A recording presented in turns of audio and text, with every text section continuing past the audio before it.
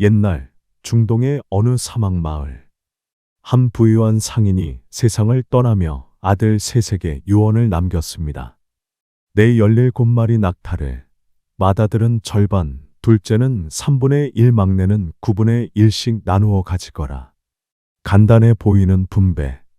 그러나 막상 계산해 보니 문제는 생각보다 복잡했습니다. 장남은 17을 2로 나누어 계산했지만 결과는 8.5. 낙타를 반으로 자를 수는 없었습니다. 둘째도 시도했지만 17 나누기 3은 5.666. 이것도 불가능했습니다. 막내는 17 나누기 9를 해봤습니다. 결과는 1.888. 역시 말이 되지 않았죠. 셋은 아버지의 뜻을 지키고 싶었지만 도무지 방법이 없었습니다. 형은 자신의 몫이 줄어들까 두려워했고 동생들은 억울하다고 호소했습니다. 결국 서로를 원망하며 갈등만 깊어졌습니다. 아버지의 마지막 소망이 이렇게 무너져 버리는 걸까요? 그때 마을의 현자가 다가왔습니다. 그는 미소 지으며 말했습니다. 걱정하지 마라. 내가 내 낙타 한 마리를 빌려주마. 이제 모두 18마리가 되었지. 다시 나누어 보거라. 장남은 18 나누기 2 정확히 9마리를 받았습니다. 둘째는 18 나누기 3 정확히 6마리를 받았습니다. 막내는 18 나누기 9 정확히 2마리를 받았습니다. 셋이 받은 낙타는 합쳐서 17마리. 남은 한 마리는 현자가 다시 가져갔습니다. 순식간에 문제가 해결된 것이죠. 아버지의 유언은 온전히 지켜졌고 누구도 손해보지 않았습니다. 세 아들은 놀라움과 감사함으로 현자를 바라보았습니다. 이 간단한 이야기는 여러 가지 교훈을 줍니다. 첫째, 수학적 지혜입니다. 17마리라는 숫자에서는 답이 나오지 않았지만 18마리라는 새로운 관점에서 길이 열렸습니다.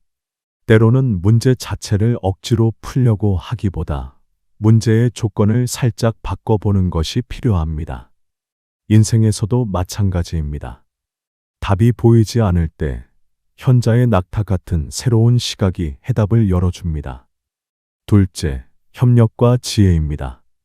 형제들만으로는 아무리 애써도 해답을 찾을 수 없었습니다. 그러나 현자라는 제3자가 잠시 개입했을 때 문제는 간단히 풀렸습니다. 때로는 우리가 아무리 고민해도 답이 나오지 않을 때가 있습니다. 그럴 때 한 걸음 떨어져 있는 사람의 조언이나 작은 도움은 놀라운 해답이 되기도 합니다.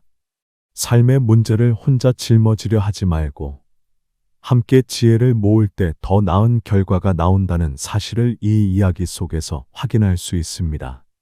셋째, 현대적 의미입니다.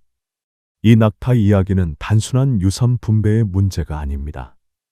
오늘날에도 우리는 크고 작은 17마리 낙타 문제를 안고 살아갑니다. 기업 간의 이해관계 충돌, 국가 간의 외교 분쟁, 심지어 가정에서의 사소한 다툼까지. 때로는 단 한 마리의 추가 낙타, 즉 작은 양보, 새로운 아이디어, 혹은 지혜로운 중재자가 문제를 해결해 줍니다.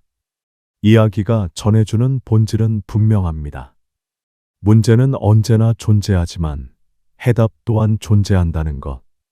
그리고 그 해답은 고집과 대립 속에서는 보이지 않지만 협력과 열린 사고 속에서 발견됩니다. 17마리 낙타의 이야기는 단순한 퍼즐이 아니라 인생의 지혜를 담은 고전입니다. 여러분은 이 이야기에서 어떤 교훈을 얻으셨나요?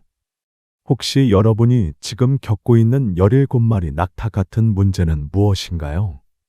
그 문제를 풀어줄 단 하나의 현자의 낙타를 찾는 순간 인생은 다시 길을 열어줄지도 모릅니다. 오늘의 이야기가 여러분의 삶에도 작은 영감이 되기를 바랍니다. 함께해 주셔서 고맙습니다.